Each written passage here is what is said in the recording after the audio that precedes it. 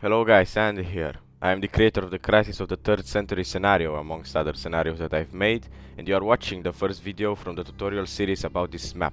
This video is split into 3 sections: player presentation, general features, and early game.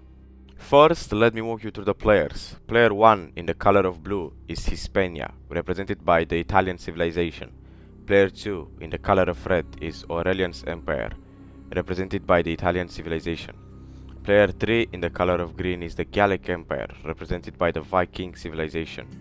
Player 4 in the color of yellow is the Palmyrene Empire, represented by the Byzantine civilization.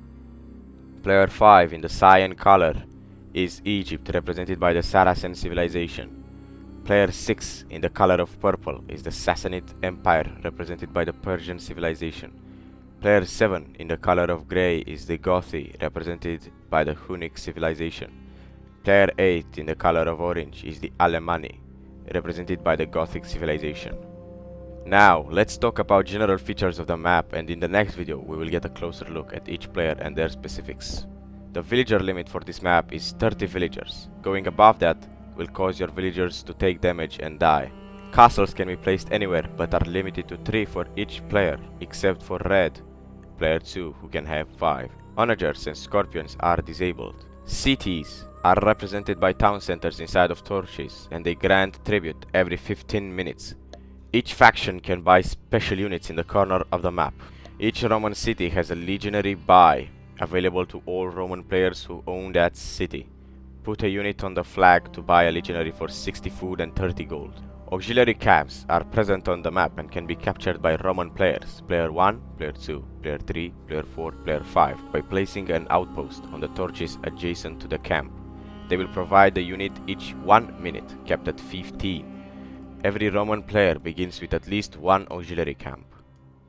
Germanic villages are present on the map and can be captured by Germanic players, player 7 and player 8, by placing an outpost on the torches adjacent to the village. They will provide the unit each 1 minute, capped at 20. This map also has a mercenary system that player 7 and player 8 can use to sell their units for double what they paid. They can sell them to either player 2, player 3 or player 4 at their respective camps.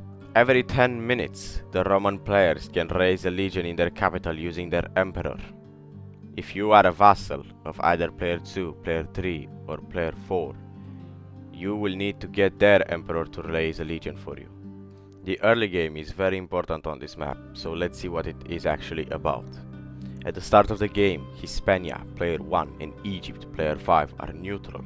The emperors, player 2, player 3 and player 4, can claim them as their vassals by bringing their emperor into the capital with 20 military units. After that, the vassals will be force allied with the emperor that has gotten them, and they will only win with that emperor. However, if the emperor disconnects or is defeated, the player will go independent. If no emperor claims Egypt or Hispania, they will get a chance to vote for one of the emperors or independence, getting a new set of victory conditions for the independence route. They have 2 minutes to choose something. After the 2 minutes, if they haven't chosen anything, they will become independent. For additional resources, check the links in the description, where you will also have an invite to my Discord server and the gameplay video made by Lemmingade. And I will see you guys in the next video.